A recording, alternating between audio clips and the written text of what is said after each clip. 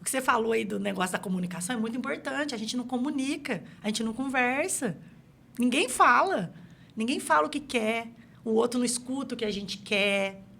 Porque a maioria dos relacionamentos que eu recebo na Libro, Val, não sei você, no teu círculo de amizade, eu tenho medo de falar tal coisa pro meu parceiro. Como que ele vai reagir? E, às vezes, alguma Exato. coisa, né? Como que eu vou... Se eu fizer algo, né? Como que ele vai... O que ele vai pensar de mim? Pois é. Né? Se eu sugerir alguma coisa, né? O que ele pode pensar a meu respeito? Tem muito isso impregnado Esse medo na de mulher, ser a né? gente, né? Esse medo de ser a gente. Aí, eu falo por mim, tá? Quando eu me casei, eu era uma pessoa. Eu era uma pessoa super pra frente. Eu era uma pessoa super, assim, autônoma. Eu fazia, eu tinha uma autoestima muito elevada. Isso mudou. Mudou gradativamente. E, assim, todo mundo percebia, menos eu. E aí, essa coisa de você não conversar, de você ter medo de falar alguma coisa e a pessoa não te compreender, vai muito do começo da relação da gente, do personagem que a gente monta. Porque quando a gente quer conquistar alguém, a gente monta um personagem de acordo com o que a pessoa espera. Uhum. Só que todo personagem, a gente não consegue manter ele por muito tempo. Aí, isso no relacionamento vai se perdendo. Porque Vai você minguando. vai minguando. E aí, quando aquela pessoa vê que você é uma pessoa de verdade, né? Que você é uma pessoa que tem as suas fragilidades, as suas vulnerabilidades, os seus medos, ela parece que ela não quer aquela pessoa. Ela quer aquela outra pessoa que você mostrou para ela no começo, né? E isso prejudica muito a gente, porque aí a gente vai ficando retraída, porque a gente não consegue, porque o outro também não quer essa pessoa real que está ali agora. E aí você começa a se fechar, você não começa a verbalizar as suas coisas. É o que eu mais recebo e é o que eu passei, porque eu era uma pessoa e aí eu me tornei outra, mas eu queria mostrar minha vulnerabilidade, mas eu não tinha espaço para mostrar que eu era de verdade, quem eu era de verdade. E não é uma pessoa ruim, mas também não é uma pessoa boa, mas é a pessoa que eu era. Então, essa questão do diálogo nos relacionamentos, se falar o que você deseja, o que você quer, até para melhorias no relacionamento, eu acho que é um caminho muito difícil da mulher acessar hoje nas relações. Para os homens também, mas eu acho que para as mulheres, devido à carga, né, de repressão, dessa coisa de tentar ser uma mulher perfeita para aquele homem, né? Porque a gente tem os exemplos das princesas, né?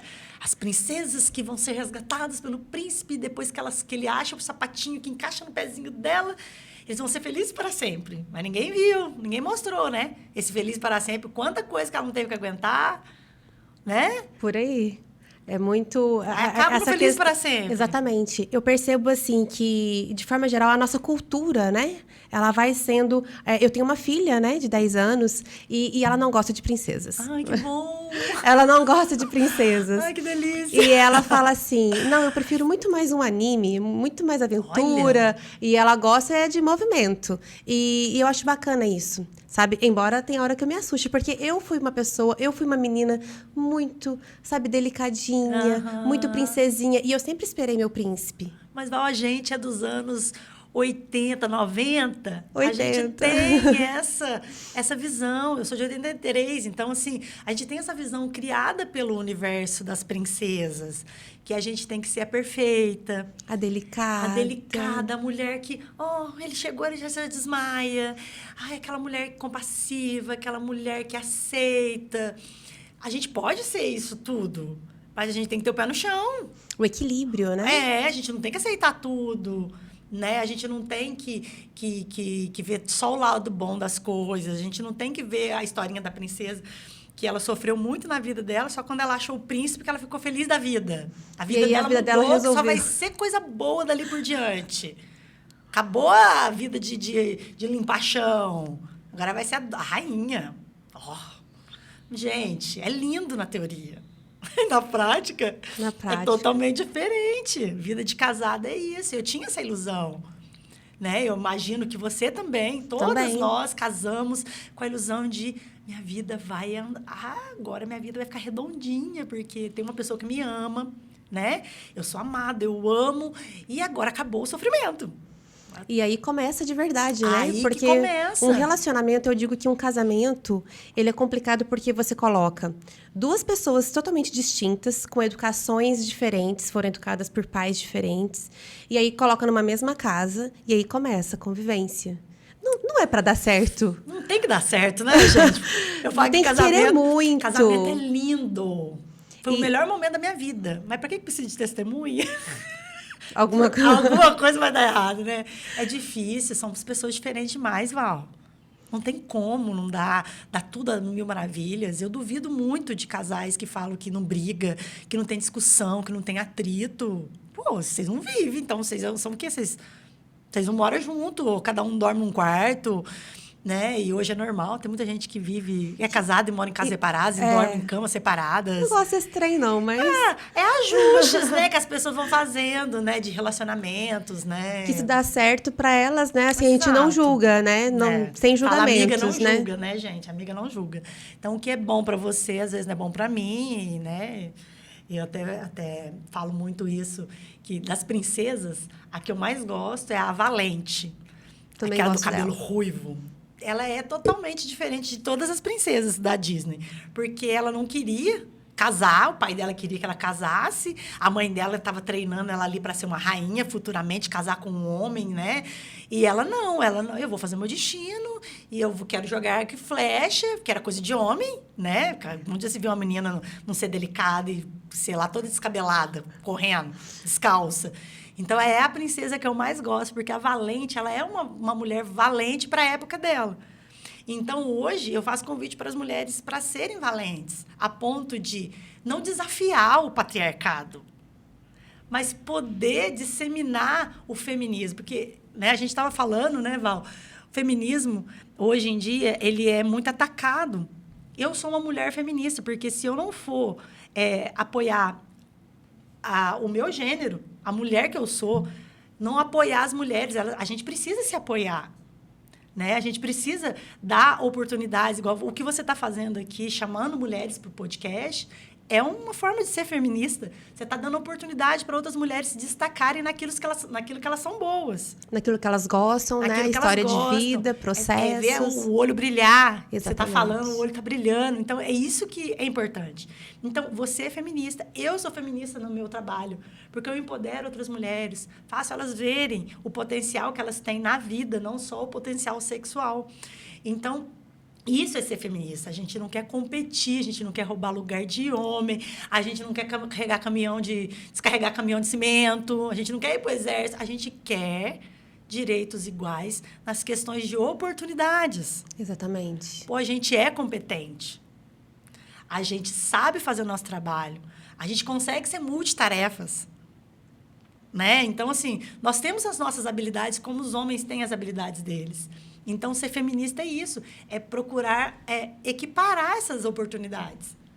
Né? O pessoal vê o lado feminista, as mulheres que andam com a axila cheia de pelo, né? Cabelo colorido. E odeiam os homens. Odeiam os homens. Não gosto. Gente, eu amo o homem. Eu adoro. Não consigo viver sem. Só que o que acontece? Comportamentos masculinos que hoje a gente já não consegue encarar com naturalidade. Concordo. Então, o movimento feminista é para trazer luz para essas coisas. A gente fala do patriarcado que começou lá no século XIX, bem ferrenho mesmo, na época das medieval, no século XIX, que tinha aquela coisa do cinto de castidade, quando o homem ia para a guerra, é mulher como posse, é mulher como propriedade, né? E se você for fazer uma pesquisa, né, as mulheres elas eram as deusas.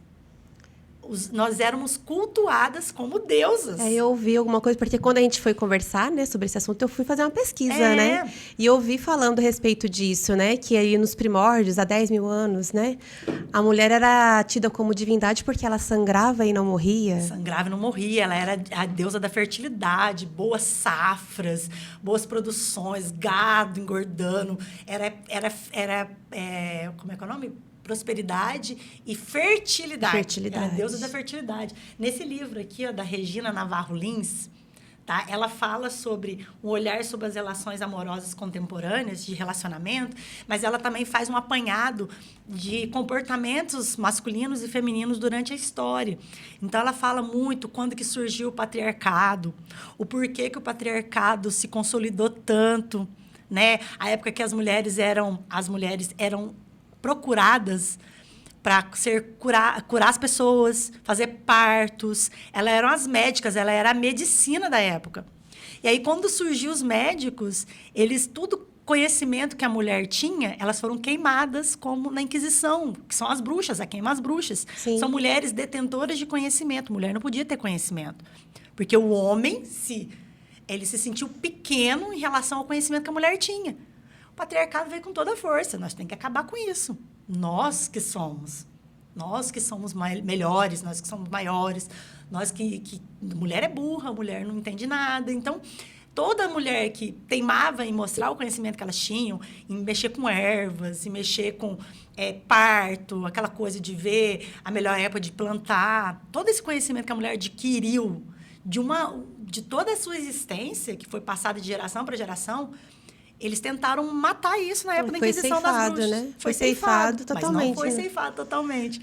Porque a gente fala que hoje nós somos as netas das bruxas que morreram na Inquisição. Nós somos as bisnetas, tataranetas. Então, hoje a gente faz um movimento mais pacífico, né, na questão, porque a gente está se desenvolvendo.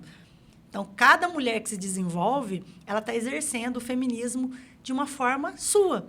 É porque eu também percebo, assim, que tá meio enraizado, né? Como eu comentei com você mais cedo, né? O patriarcado, ele tá enraizado não só nos homens, em nós também, mulheres, né? Eu não digo nós, assim, dessa geração, mas as nossas mães, as nossas avós, Sim. Elas acham estranho a mulher tomar uma certa posição. Sim. Ela acha estranho um homem querer cuidar da casa em algum... Não tá certo. Da mulher sair para trabalhar, o homem ficar em casa cuidando dos filhos, ou limpando a casa. Porque isso tá enraizado nela também, né? Então, é uma coisa, assim, que a gente tá tirando aos poucos, né? Tirando isso para que haja um equilíbrio real, Sim. né?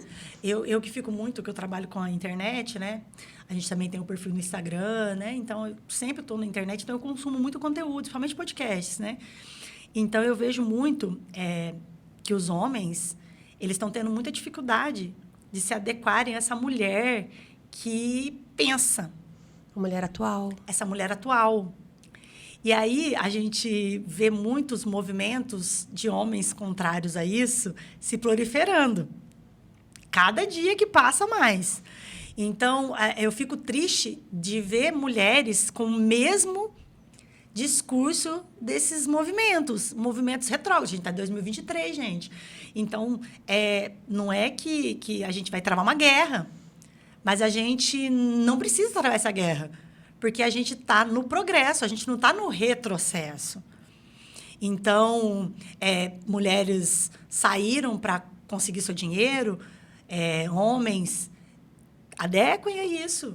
É parceria, não é uma luta de quem ganha mais ou da mulher que quer comandar o homem. Não existe isso. Quando a gente fala de homens que cuidam da casa, não é que eles são menos masculinos, não é que ele está diminuindo a energia masculina dele. Ele só está um adulto funcional que mora naquela casa. Eu acho que a mão dele não vai cair se ele lavar um prato, se ele passar uma vassoura na casa. Se ambos saíram para trabalhar, eu acho super legal. Um homem falou, amor, né, você saiu, eu também saí, a gente está aqui. Não, enquanto você está fazendo a janta, deixa eu jogar uma água no banheiro, deixa eu dar um banho nas crianças, deixa eu pôr comida pro cachorro. Né? Deixa eu pôr essa roupa para bater. E se não sabe, pede. Né? Então, os homens têm que fazer esse trabalho de desconstrução, e não estou falando de adaptação, mas de, pelo menos, reconhecer que não tem como você voltar na época dos nossos pais, que o homem sentava, a mulher entregava o prato de comida na frente dele. Prontinho. Minha mãe fazia isso. Minha mãe fazia isso. Então, assim... Minha mãe servia todos, os filhos todos. Não dá. E ela era a última a comer. Olha que dó. E é como se a mulher que ficasse em casa fosse diminuída, mas não é. O trabalho dentro de casa, pelo amor de Deus, é um trabalho que não acaba. Não acaba. Se tiver filho pequeno, não acaba, Val. Você limpou aqui, você voltou, foi lá pegar a criança, voltou, tá sujo de novo. Eu digo que enquanto houver vida, há louça. A louça, exatamente. Uma casa que não tem trabalho é uma casa morta.